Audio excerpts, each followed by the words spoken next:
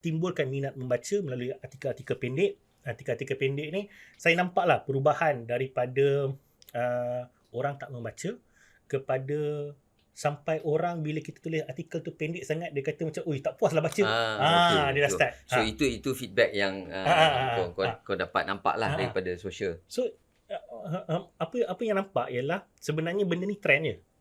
If you make reading cool, knowing things are cool, having knowledge are cool. So orang akan rasa, benda ni cool siap. Macam kau boleh main skateboard, kau boleh main ni kan. Tapi bila orang tanya, what's happening in Ukraine and Russia? Dia sekarang ni isu problem export semua. You know things like that. Okay. So kita bukan nak mengelitiskan ilmu tu ataupun knowledge tu, tapi kita nak merakyatkan benda tu. So sama juga dengan sejarah. I bukan suruh you bertanjak, berbusana setiap masa kan. You can play skateboard, tapi orang tanya, ni sebenarnya Malay ada first seafarers in the world. Macam okay lah, cool lah kan benda ni kan. Something like that je. Tak payahlah nak ingat-ingat tarikh nama-nama tak payahlah kan. Kalau mungkin kalau dia berani sikit, mungkin dia main skateboard pakai sanjak lah. Benda tu.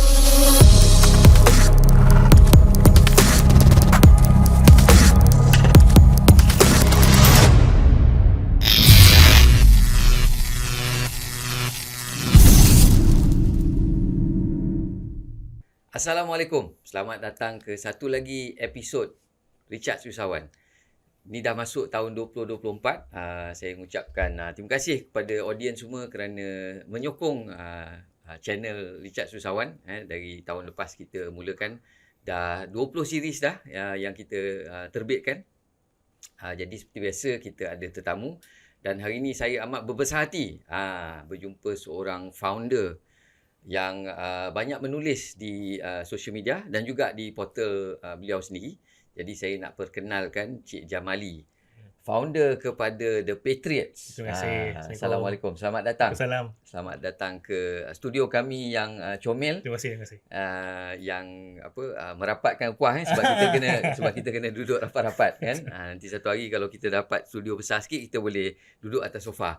Okey. Jadi tanpa membuang masa, saya nak jemput Cik Jamali. Mungkin boleh perkenalkan diri dulu sebelum saya tanya soalan-soalan yang mungkin agak hot sikit lah. Sebab saya follow Tuan punya social media kan.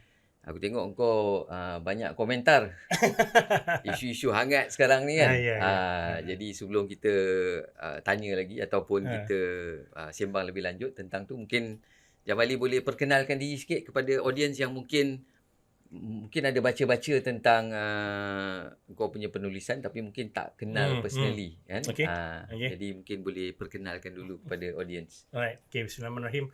Assalamualaikum. Pertama sekali saya nak ucapkan terima kasih kepada Richard Usahawan dan juga Tuan Al-Jazura kerana sudi menjemput ke podcast yang dah 20 lebih 22 yang ke-22. Yang ini yang 22. Alright. Nama saya Jamali. Saya berumur 42 tahun. Graduated in Quantity Surveying daripada UiTM Shah Alam. Born and bred in Puchong. Orang Selangor lah. Dan seperti semua orang, saya tidak lompat ke dunia keusahawanan terus. Practice QS dalam 3 tahun, kemudian start my own business lah. Kalau perjalanan dalam dunia bisnes pelbagai. Ada macam biasa orang kata kalau bisnes ni kalau tak jatuh tak usahawan. Roller coaster. Roller coaster. Benda tu sebab nama pun Richard Usahawan, so kita kat situ kan. So ada a few, tapi yang betul-betul made an impact ialah The Patriots itself lah dekat situ. So kalau nak kata permulaan The Patriots, kita bermula dengan portal penulisan. Dan portal penulisan kami adalah apa yang saya panggil sebagai penulisan pop academic. Pop academic Pop academic. Ada juga pop academic kan. Dia bukan terma yang disahkan oleh DBP. Okey. So kita buat sendiri. Apa itu pop academic? Basically kita start 2012. Masa tahun 2012 tu Facebook baru booming. Tapi Facebook ni dia sangat bising, very noisy dengan politics. So saya kata kita punya hidup ni bukan revolve around politik saja.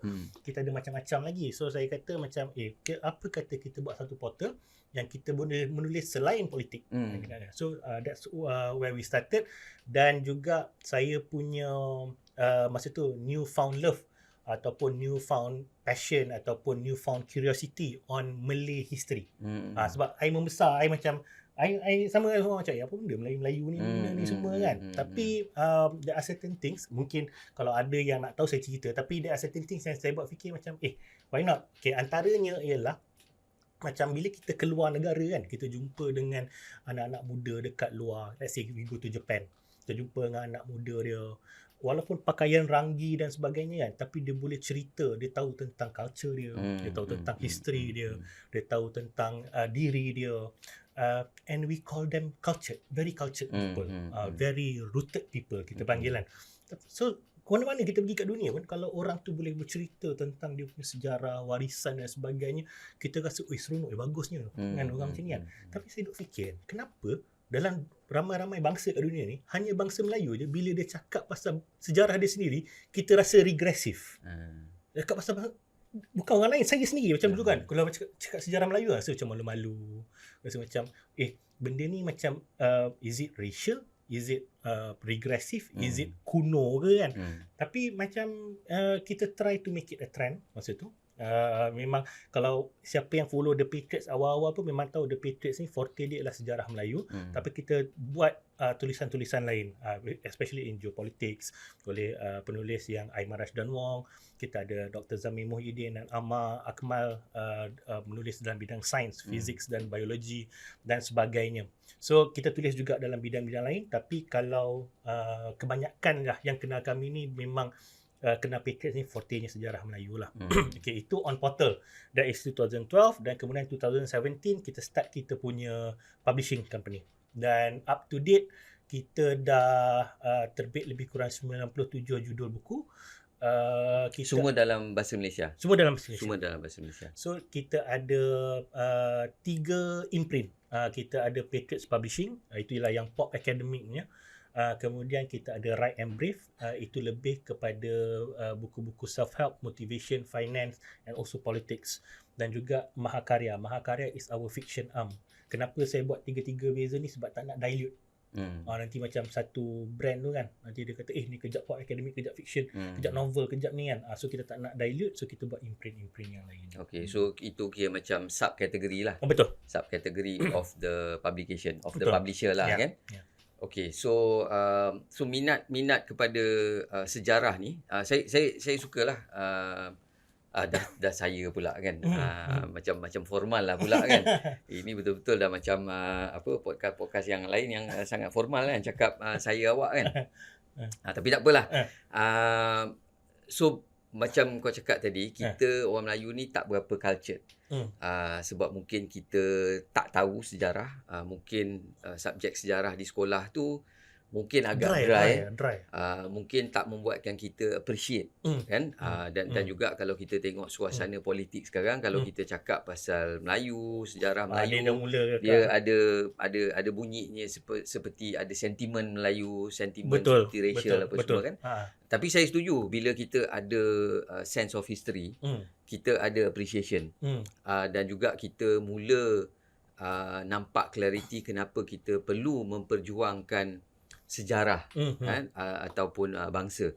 Bukan untuk bercakap tentang perlunya Melayu ke depan dan bangsa-bangsa lain, tidak, tapi untuk ada that sense of pride lah. Correct. Kan, of pride and all that. Dan saya tengok memang dekat portal The Patriots ni memang banyak bercerita tentang sejarah Melayu, sejarah perkembangan Islam.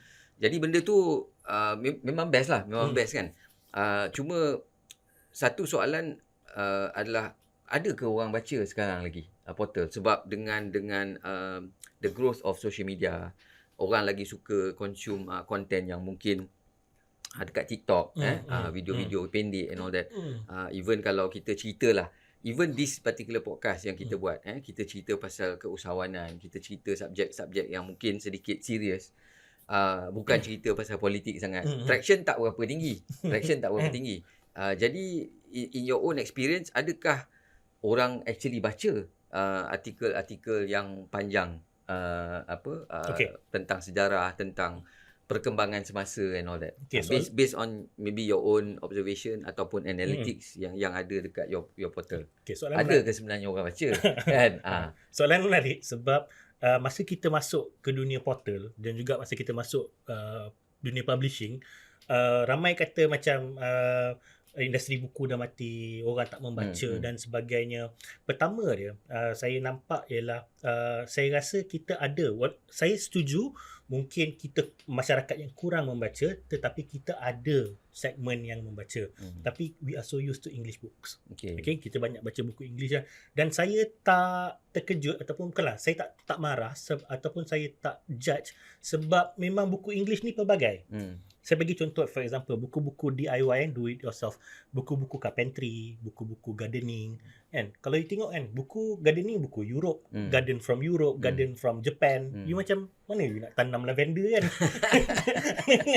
Dekat cuaca kan, tanah pun lain kan. Sama dengan carpentry kan, rosewood, pinewood, macam benda kan macam ni kan. Aku pakai pokok manggil, pokok getah kan, kat situ kan. So, memang pembaca ada, tapi kita lagi accustomed to English books. Okay. So kita tahu ada reader tu, cumanya macam mana kita nak ubah dia ke bahasa Melayu kat situ. So kita try keluarkan and we started dengan water down kan ataupun timbulkan minat membaca melalui artikel-artikel pendek. Artikel-artikel pendek ni saya nampaklah perubahan daripada orang tak membaca kepada sampai orang bila kita tulis artikel tu pendek sangat, dia kata macam, oi tak puas lah baca.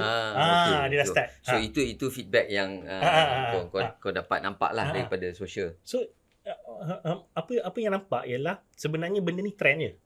If you make reading cool, knowing things are cool, having knowledge are cool. So orang akan rasa, benda ni cool siap. Macam kau boleh main skateboard, kau boleh main ni kan. Tapi bila orang tanya, what's happening in Ukraine and Russia? Dia sekarang ni issue problem export semua. You know things like that. So kita bukan nak mengelitiskan ilmu tu ataupun knowledge tu, tapi kita nak merakyatkan benda tu. So sama juga dengan sejarah. I bukan suruh you bertanjak, berbusana setiap masa kan. You can play skateboard, tapi orang tanya, ni sebenarnya Malay ada first seafarers in the world. Macam okay lah, cool lah kan benda ni kan. Something like that je. Tak payahlah nak ingat-ingat tarikh nama-nama tak payahlah kan. Kalau mungkin kalau dia berani sikit, mungkin dia main skateboard pakai sanjak lah. Benda tu. So okay, membaca daripada situ kita nampak kita dah create satu budaya orang nak membaca. Dan daripada situ orang nak membaca kepada printed material, sebab dia kata dekat Facebook ni dah nak kena scroll bawah-bawah. Yalah kita dah mula 5 tahun kan. 5 tahun tu I think lebih kurang dalam 24,000 artikel. So diorang nak cari, nak scroll sampai ke hujung tu memang susah. Memang tak lah. Orang nak cari kan. Betul. So diorang minta untuk kita bukukan. So that started kita punya publishing lah dekat situ. Dan buku kita so far memang antara paling sikit lah 65,000 patah perkataan, paling banyak is 120,000. Cuma macam tahun ni saya mungkin nak kurangkan, nak cari lebih kepada buku manuskrip yang 15,000 ke 30,000 patah perkataan. Small books. Pocket books lah, kita nak buat pocket books lah. Kalau ada yang kat luar sana yang tengok yang teringin nak keluarkan buku, boleh hantar kat saya. Termasuklah yang menemu ramah kan, sebab tukang interview. Sebab bukan semua boleh mengadap 80,000 patah perkataan aku nak tulis. Saya pun tak boleh. So, apa benda diorang tulis ni, apa benda kan. Kadang-kadang kita nak tahu short things benda tu. Saya tengok kebanyakannya kalau macam Penguin Books, dia buat buku small books. So orang boleh bawa anywhere kan. Kalau buku kita orang tu pempalan nak bawa pergi travelling, macam fikir 2 kali kan, saya pun fikir dan itu juga mungkin satu usaha yang boleh menambahkan minat atau menarik tadilah, membuatkan orang rasa baca buku ni cool. Kita start dengan buku-buku yang nipis dulu, pocket book kan. So itu mungkin satu benda yang kita boleh buat lah. Dan strategi price jugalah, sebab kita cerita tentang keusahawanan kan. Sebab one of the things yang saya tengok dalam bila kita ke pusat ke pesta-pesta buku kan, kadang tengok sebab saya punya buku ni yang budak-budak sekolah pun minat, umur 10 tahun, umur 12 tahun, kadang diorang datang baca, duduk baca kan. Tapi bila kita nampak lah kat mukanya nak membeli tu fikir 4-5 kali. Sebab harga buku paling murah 33, paling mahal 50. So we wanted to make something yang more affordable. So budak-budak baca macam boleh sambar. And also maybe a lot more illustrations lah dalam buku yang Cat Books ni apa semua kan. So this year. Okay, so satu usaha yang murni lah kan, untuk kita nak menambahkan minat pembaca di kalangan budak-budak muda kan, ataupun lebih bagi accessibility kepada orang biasa lah kan, untuk mungkin mula membaca and all that. And I think at the same time Patriots ni ada juga segmen kali ni mungkin kita boleh letakkan banyak insert sikit, boleh tunjukkan Patriots punya website yang aku rasa cantik jugalah. Artikel senang nak baca, dia scroll down kan, tak banyak ad sangat apa semua. Tak serabut lah, serabut sangat kan. Kita memang so antara buku ada 97 publication. So bestseller mana bestseller? Nak letak insert dia. Bestseller mana kau rasa? Bestseller, kalau all time bestseller daripada awal is Dunia Tanpa Tembok. Dunia Tanpa Tembok. Dunia Tanpa Tembok ni buku geopolitik. Satu yang saya suka, penulis dia Aiman Rashdan Wong. Kalau ada yang follow dia, banyak menulis geopolitik. Dulu di Facebook, sekarang di Twitter. Sekarang dia hiatus sekejap, dia menulis buku Adik Kuasa dia. So buku tu buku bestseller. Dan tapi ada buku sedang mengejar, ada 2 buku sedang mengejar. Buku yang satu tu ialah Politik untuk Pemula. Politik untuk Pemula ni kita bukan cerita pasal politik Malaysia. Kita cerita tentang sistem-sistem politik dunia. Mana datang falsafah ataupun idealism politik seluruh dunia, untuk kita fahami how politik works. Yang tu pun tengah mengejar ni, buku Dunia Tanpa Tembok. Dan buku tu pun Aiman Rashdan Wong juga buku. Dan satu lagi ialah buku terjemahan pertama kami, Psychology of Money oleh Morgan Housel. Alright. So itu mungkin menarik lah kalau mana-mana yang suka. Kalau subjek kewangan ni, subjek duit ni orang suka baca kan. Tahun ni kita ada Hidden Genius dengan Same as Ever. 2 buku tu pun kita tengah terjemah tahun ni. So kalau nak buat penterjemahan ni kena dapatkan license kan? Kena dapatkan rights betul. Untuk buat translation lah kan. So itu mungkin something yang kita mungkin mula akan nampak jugalah dekat your publication. Sebelum ni ada kan orang-orang lain punya publication kan, tapi mungkin untuk Patriots benda yang baru. Betul. So lagi satu benda yang menarik lah yang sejak saya berkenalan dengan Tuan Jamili ni kan. Sebab kita pun kenal dekat social media je, baca-baca penulisan dia kan. Dan kadang-kadang kalau baca kat Facebook tu boleh tahan jugalah dia punya penulisan tu. Agak panas juga bila ada isu-isu semasa kan. Dan kau mungkin buat komentar ataupun mengulas tentang isu-isu tu. Mungkin tak nampak seperti terlalu hangat, tapi adalah ayat-ayat yang mempersoalkan atau gusar kan, ada kegusaran kan. Adakah kita tidak perlu risau? Adakah kita perlu terima seadanya semua benda? Dan aku rasa kita perlulah sedikit sebanyak ada keberanian untuk menulis komen yang sebegitu. Kita tak nak membudayakan benda kita ni semua terima je kan. Macam kita selalu cakap lah, I mean even being a politician you need to have a stand. You cannot be atas pagar lah kan. Either left wing or right wing. Parti pemerintah ataupun parti pembangkang kan. Kena ada stand lah kan. Dan macam mana kau tengok bila kau menulis tu? Sebab aku rasa ramai orang dia ada pandangan, tapi dia tak menulis, dia tak komen, dia sekadar reader je lah, silent reader. Dia komen pun tidak, like pun tidak, share pun tidak, dan menambah nilai pun tak. Dia tak semestinya dia agree, tapi dia tak menulis lagi. Sama ada dia reply kepada kau punya posting ataupun dia buat penulisan dia sendiri. Seolah-olah macam orang kita ni tak ada pendapat. Tak ada stand lah. Jadi based on your own writing tu, mungkin kau dapat DM daripada belakang ke, macam mana kau tengok pembaca lah, at least your audience, macam mana dia orang respond kepada your writing yang mungkin agak bukan dia melawan benda yang sedang menjadi, tapi dia sedikit sebanyak mempersoalkan lah kan. So macam mana kau tengok the response? Dia daripada aspek responding ni, kalau ikutkan aku ni dah level ala bisa tegar biasa. Maksudnya kalau kata apa saja yang tak pernah dituduh ataupun ada yang setuju, ada yang tak setuju dan sebagainya. Tapi I sukalah macam orang yang ada konsep yang macam tak luak. Kita menulis pendapat kita. Dan my wall is open. You nak disagree apa benda semua, masuklah untuk disagree. Sometimes I respond, sometimes I tak, tapi never delete, never block.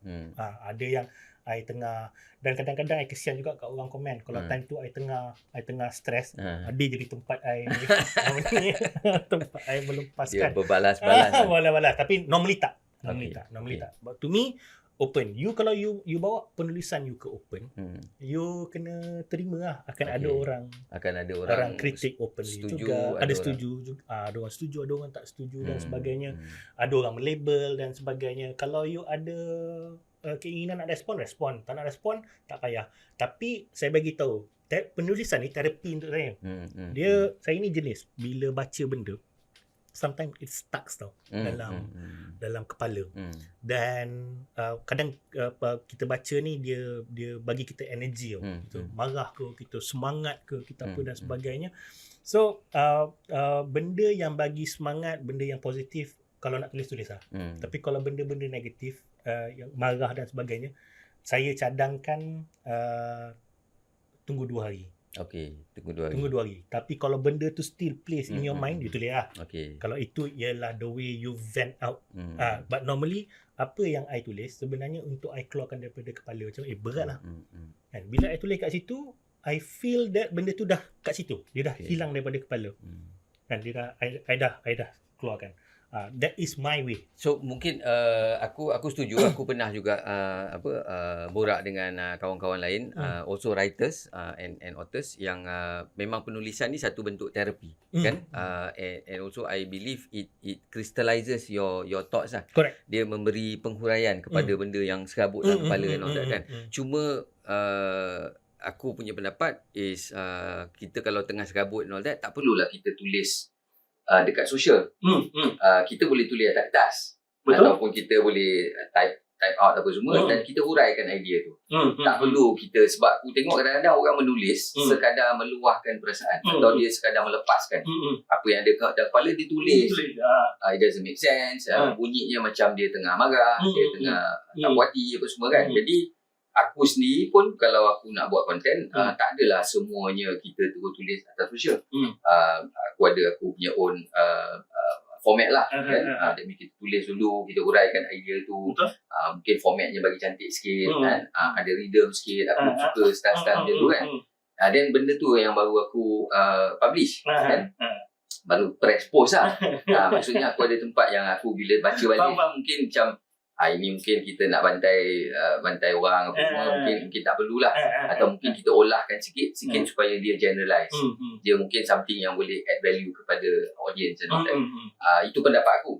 Jadi kau punya proses macam mana? Adakah baik kalau kita terus je keluarkan apa yang ada dalam hati dan kepala? No, sometimes I pun tulis dulu dalam katalah notepad lah. Notepad dulu, and then normally I akan tanya pendapat kawan-kawan. Especially kalau benda tu dalam bidang not my bidang lah. I grasp the idea, dapat faham, tapi nak dapatkan kepastian, especially in physics ke, ataupun especially dalam bidang agama ke, benda tu, kan. Tanya ustaz, betul ke benda ni, kan? Betul ke saya tulis ni? Ataupun doktor, betul ke saya tulis benda ni, kan? Then baru I akan publish. Tapi kalau normally kalau benda-benda yang macam macam kegusaran tu memang tak ada tulis tepi lah. Memang fikir-fikir kan, tengok kan contempt of court ke tidak, tak ada, okey lah, jalan. Asal tak contempt of court, kita boleh tulis lah. Okay. So satu soalan yang mungkin sedikit swing kepada arah aku lah. Kau banyak tulis dekat Facebook, kan? Tapi kenapa kau tak tulis dekat LinkedIn? Ini soalan trap. Kadang tak cukup profesional lah. Tak cukup profesional. And I think dekat LinkedIn tu, I suka tempat situ orang share benda-benda yang membangun, membina, kan. Sometimes penulisan aku ni dia quite controversial. Bawa benda tu, kan. And kita normally tahu, kita macam contoh macam aku lah, aku tulis pasal tentang soal Melayu, tapi bila kita cakap soal Melayu macam you cakap tadi lah, dia bukannya bila kita ni cakap pasal Melayu orang lain tak bagus, orang lain tak, it's just that it is normal untuk kita nak tengok saudara seagama, saudara sebangsa boleh maju. It's normal, benda tu normal. Sebab tu I tak pernah kutuk orang yang kata we want certain, bila nak cari pekerja we want certain speakers only. Okay lah, you bangsa you. Tapi kalau I buat untuk bangsa I, jangan you marah. Macam tu lah. I'm okay with that. Benda tu kan. Sebab I faham the keinginan untuk tengok bangsa sendiri berjaya dan sebagainya. So aku sukalah ambil that part, sebab aku pun suka nak tengok bangsa aku maju, kan. Hence aku jadikan itu misi aku untuk ajak lebih ramai usahawan, lebih ramai. Macam sekarang ni baru buat untuk doktor, semalam baru launch kelas. Buat LinkedIn for Doctors. Ajak doktor-doktor ni mula menonjolkan diri dekat kat LinkedIn, buat dia punya personal brand. Dia bagus lah LinkedIn, mula bagus. kongsi apa semua kan. Jadi itu macam personal mission lah. Tapi aku bukan writer. Aku tak ada publication house. So kau ada. Jadi aku macam curious lah juga, kenapa orang macam kau tak menulis kat LinkedIn kan? Adakah bahasa tu menjadi restriction? Bahasa pun ya. Kadang-kadang kita rasa macam dekat LinkedIn ni you have to be professional, you have to be jagonistic, you have to look intelligent. You have to look intelligent. So that's a belief or that's a fact? Entahlah. You ada LinkedIn master, you tell me. Sebab aku rasa penulisan aku, walaupun yang dalam BM taklah gempak mana pun. Kadang-kadang tak jaga pun tata bahasa apa semua kan. Sebab aku rasa aku nak buat, aku punya style adalah aku nak bagi permission kepada orang-orang yang lagi bagus pada aku untuk mula menulis kat LinkedIn. Ya, betul, aku setuju dia platform profesional. Tapi profesional pada aku bermaksud kita ada profession lah. Kalau aku seorang creator and all that, aku bawa profession tu lah sebagai seorang creator. Aku tak tulis konten aku macam seorang academician, kan, ataupun seorang corporate CEO. Kan, aku ikut style aku lah as a content creator. So kalau dia contohnya dia buat otomotif contohnya, dan dia menulis dalam bidang otomotif, itu profession dia kan. Aku tak expect dia tulis pasal engineering ke apa semua. Sebab itu maksud profesional kan. Kita ada profession kita kan. Even masa aku dengan Jabatan Pertanian pun, aku macam sort of paksa juga lah dia orang masuk kat LinkedIn kan. Tak tahulah, macam tak berjaya sangat lah. Adalah yang masuk berjinak-jinak tapi mungkin tak meneruskan apa semua kan. Tapi aku rasa seolah-olah macam kalau kau cakap English is a barrier, jadi orang-orang kita seolah-olah takut lah. Dia tak masuk platform tu sebab dia rasa aku tak pandai lah cakap English. Dia macam tu. Tapi banyak orang kita ni dia dengar, dia boleh faham, tapi dia nak communicate balik in English, tu dia problem. And sometimes macam ni aku tengok diri aku sendiri, macam I used to write in English, kadang my thought process pun in English, tapi bila nak menulis tu kan alamak. Dah lama tak menulis sebab memang bila move kepada buat portal bahasa Melayu since 2012 tu, I sharpen the Malay pula. Sharpen the Malay. Lepas tu dah English kita nak borak dengan siapa kan, kalau apa benda kan. Dalam macam masa awal tu kan saya tulis pasal hal Melayu ni kan, kawan-kawan ramai Cina. Macam rasalah macam macam dipulaukan sikit kan benda tu kan. Siap kawan tanya, why Jamalia, why you turn like this kita dulu macam kita sekolah Subang, masuk choir lah, masuk kejadah apa benda semua, gaming lah, that kind of thing kan. So macam why you turn like this macam, tapi sebab itulah, sebab macam yang cakap tadi lah, bila cakap pasal soal Melayu dia mesti kait dengan politik, dengan racial, and also dengan ketuanan Melayu tu. Tapi for me macam adakah sebab aku risau benda-benda macam ni aku tak boleh cakap pasal bangsa aku ke? Kan salah ke? Habis tu sejarah aku ni apa? Kena senyap je macam buat tak tahu. Tak boleh lah. Macam tu. So kalau if that is yes, the stand, maksudnya kau pun bolehlah tulis kat LinkedIn walaupun bahasa Malaysia. Jadi mungkin ini sebagai satu cabaran lah. Mungkin lepas ni kita nak tengok Jamali menulis kat LinkedIn balik kan. Okay, so itu side track sikit lah. So back to the main topic in terms of the Patriots itself.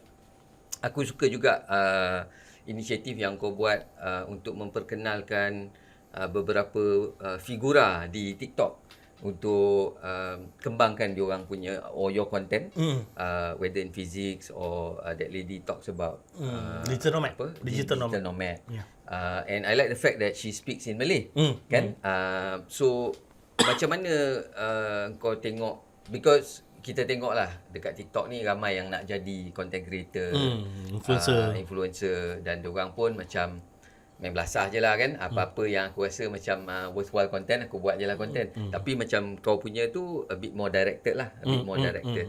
Jadi macam mana sebenarnya, adakah kau cari diorang ataupun kau groom diorang untuk jadi influencer and content creator ke macam mana? Okay. Dah ada 3-4 orang kan? 3-4 orang. 3-4 orang. Okay, so far kita influencer kita yang kita bina still in-house. Dan kita tengah move forward kepada affiliates. Maksudnya yang memang tengah buat, bukan penulis kita, bukan in-house. Kita kita approach dan kita tanya nak tak jadi part of our influencer yang kita build. Okay. So kalau dia nak, dia akan join kita punya classes, kita akan direct diorang macam mana nak buat dan sebagainya. Kita curate dia punya content dan sebagainya, untuk kita bina diorang punya persona lah, ataupun image dekat TikTok ataupun social media platform yang lain. Tapi so far kita buat dengan orang-orang yang kita kenal dulu lah.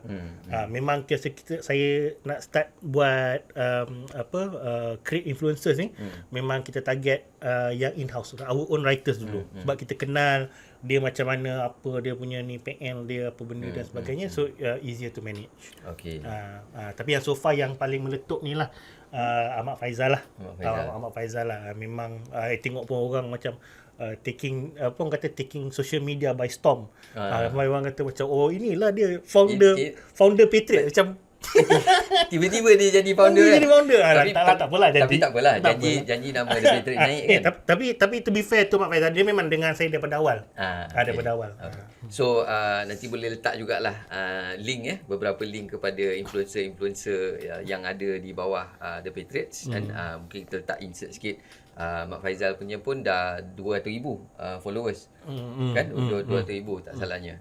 Dan juga The Patriots itself pun dah ada 200,000 lah followers on TikTok juga. So makin rancak lah. So macam mana kau tengok konten-konten dekat TikTok compared to the written formats dekat, sama ada dekat social media ataupun dekat your portal? Adakah sambutan lebih menarik dekat TikTok ni bila kita buat dalam bentuk videos and all that? TikTok ni menarik sebab dia call to action cepat.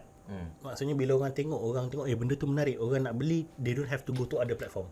Kalau macam kita buat dekat, ini daripada aspek marketing, daripada aspek business lah kan. Kalau macam kita buat kat Twitter, kita buat dekat Facebook, kita akan letak link Shopee. So untuk orang pergi untuk membeli. So dia akan pergi kepada platform lain. Bila dia, kalau boleh orang minat tu, kita jangan bagi dia masa untuk fikir. Bukan masa untuk fikir, memudahkan dia. So dekat TikTok dia punya call to action tu cepat.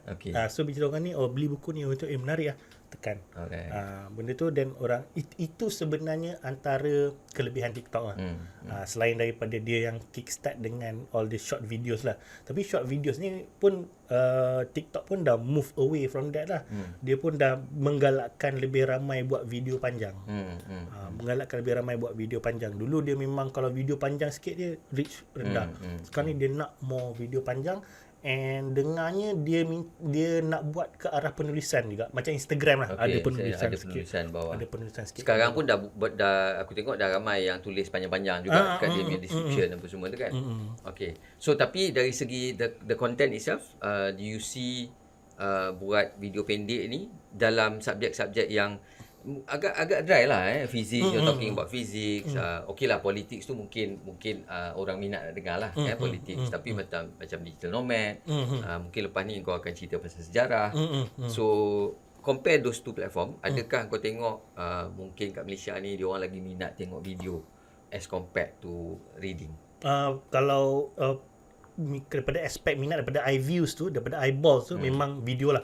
Confirm video lah. Alright. Dia lagi senang, lagi orang consume. Kadang-kadang orang mungkin dia nak rehatkan mata, sebab kadang-kadang orang punya time dengan screen time ni kadang malam, lepas kerja apa semua kan, dia nak membaca pernah kadang-kadang dia boleh dengar je kan. Layan video je lah. Layan video je lah. Ataupun kadang it's video tapi audio letak tepi lah, dengar kan orang cakap kan kat situ. So memang kalau daripada aspek eye view, eyeball, memang videos. Artikel memang kurang. Even kadang artikel ni pun kita menulis pun kan, orang baca sekali lalu je, dan kita nampak dekat komen kadang-kadang orang tak faham kat situ. So memang video will always win to me lah. Video will always win. So maksudnya misi awal Patriot tu untuk memperkenalkan sejarah, memperkenalkan budaya, atau for the Malays to be more cultured. Tak semestinya formatnya is just buku lah baca kan. So sekarang ada juga platform video kan, and mungkin ada YouTube channel tak ada kan? YouTube belum lagi kan? So mungkin lepas ni ada long format jugalah untuk perkenalkan mungkin interview dengan your authors, ataupun bercerita tentang atau mengupas lebih banyak, lebih detail tentang geopolitik, ataupun tengah plan nak buat walkthrough buku. Walkthrough. So that means format tu kita boleh guna pakai format-format lain. Kita tak adalah cakap sebab orang Melayu malas membaca dia tak tahu.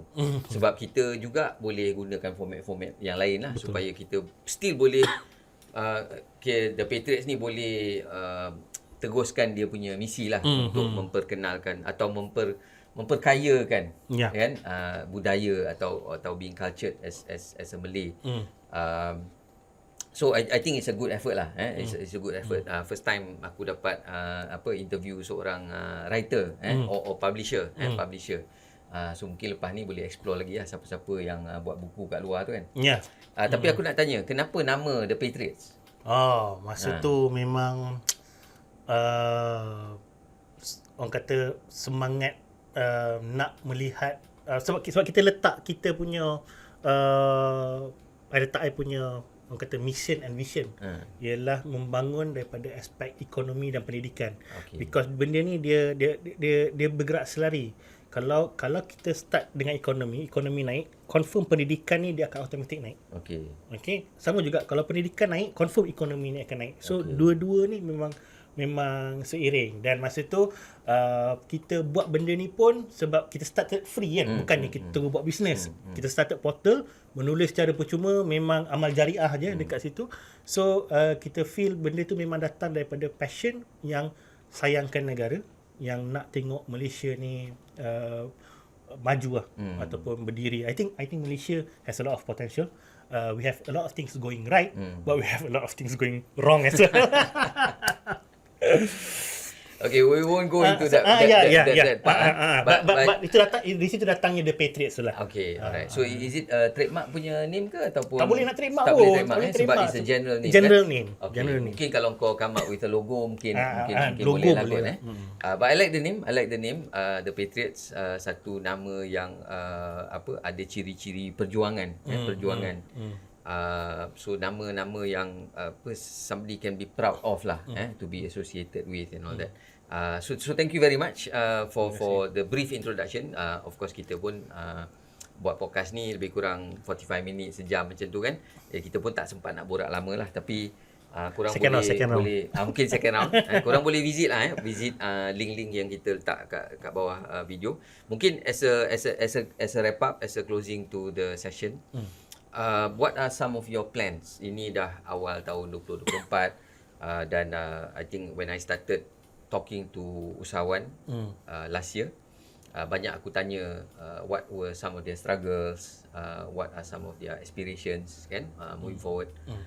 So mungkin what are some of your plans untuk ketengahkan lagi The Patriots, ataupun what are some of your future plans? Okay, untuk tahun ni I memang target on database. kita nak tengok balik database kita tu berapa ramai kita berjaya retain ataupun orang kata returning customers lah. Kat situ, sebab tu antaranya tahun ni I nak fokus on customer service and also customer satisfaction. Di mana tahun ni kalau beli buku banyak freebies. Kita bagi Okey, tahun ni time untuk beli buku-buku dari The Patriots. Sebab macam I tengok my wife lah kan. Dia beli kosmetik kan. Dia buka je box kosmetik tu, dia beli satu botol je. Tapi dia dapat paket-paket kecil. Banyaknya dia suka. Alright. Dan dia beli lagi. Dia kata, betul lah. Orang sebenarnya suka dapat freebies ni kan. Benda tu. So itu antaranya. And then kita pergi kepada a few I rasa market baru, segmen macam contoh database marketing ni. Patriot selama 7 tahun kita terbitkan buku, kita tak pernah fully utilize our database for WhatsApp. Dan kita nak go for that. Dan juga kita nak explore on satu on self-published books. Okay, saya memang banyak galakkan, even you buat buku. Buat buku Okay. Buat buku. Ni aku tak tahu orang yang kali ke berapa lah buat yang minta buku. buat buku ni kan. As simple as guideline to buat LinkedIn yang berjaya. Buat LinkedIn buat LinkedIn dengan jayanya. Buat benda tu je. Buat buku because orang sekarang dah tak bagi name card dah. Dia bagi buku terus. Bagi buku terus.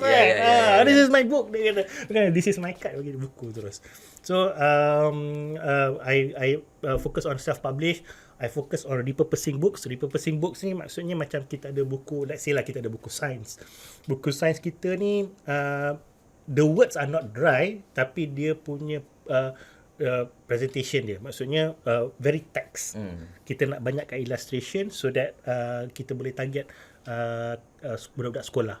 Sebab itu ialah juga antara market yang Patriots belum berjaya tembus, sebab nak pergi sekolah ni distribution channel kena besar. You kena ada orang bawa ke sekolah, it's all about cost benda tu dekat situ. Dan adakah buku kita sesuai ataupun ready untuk budak-budak sekolah. So I think this year memang kita nak fokus on buku-buku repurposing. Maksudnya kita tengok buku tu, kita nak banyakkan illustration and then kita nak try masuk ke sekolah-sekolah. Gitu. So untuk plan 2024 ni dalam publishing, dia lebih ke arah tu lah juga. Benda tu. Tapi sebenarnya macam saya cakap, saya tak tahu bagi tahu ke tak, macam saya kata tahun ni, even last year sebenarnya kita dah ubah mindset daripada I kata sebenarnya we are not a publishing company, we are a content company. Buku ni salah satu format content creation. Correct. Or content publication. Dia boleh letak dekat website, social media, LinkedIn. LinkedIn. Lepas tu audio, visual dan sebagainya. Kita bukan content tu yang mahal. Buku printed material hanyalah salah satu medium saja. So kita nak ke arah tu. Okay, so thank you very much for that wrap up. If I can just take a little bit yang kau share tadi. Satunya is customer experience kan, looking back at kita punya database. So dan ini juga satu benda yang kita boleh aplikasikan dalam kita punya business. That means kita tengok balik customer kita. Kita boleh perbaiki kita punya customer experience, newsletter, service balik dia orang. Daripada kita ni kadang-kadang yalah usahawan lah, nak buat sales banyak apa semua kan. Kita kejar sales baru dan kita lupa customer-customer yang dah beli pada kita, yang dah sokong produk dan servis kita. Kita tak pernah ambil kisah pun pasal dia orang. So mungkin tahun ni tahun kita kisah balik pasal kita punya customer, kita improve kita punya CX kan, get in touch balik dengan customer, existing customer kita, supaya kita boleh perbaiki hubungan dan mungkin daripada situ akan datang juga sales baru kan. So that is one aspect. Satu lagi I like what you shared about repurposing content.